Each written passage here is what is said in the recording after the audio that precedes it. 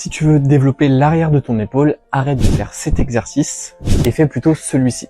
Si on se penche sur l'anatomie de l'arrière de notre épaule, on voit que nos fibres vont de l'intérieur vers l'extérieur, mais également du haut vers le bas. Ce qui nous donne juste ici, en diagonale, vers le bas et vers l'extérieur. Donc si tu veux optimiser le recrutement de l'arrière de ton épaule, il faut que tu fasses un mouvement qui te permette d'aller vers le côté et vers le bas pour respecter le rôle anatomique de l'arrière de ton épaule et respecter le sens des fibres. Donc pour ça, tu règles la poulie à la hauteur de ton front et on voit maintenant que quand je suis ici, j'ai beaucoup plus d'amplitude que si j'avais les deux bras.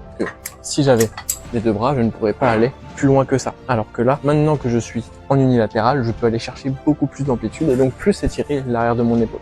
Un autre point positif de cet exercice-là, vu qu'on est en unilatéral, on a l'autre bras pour nous stabiliser. Du coup, ce qui veut dire qu'on a un point d'appui en plus, ce qui nous permet donc d'être plus stable et de pouvoir générer plus de force avec notre bras qui nous reste de libre.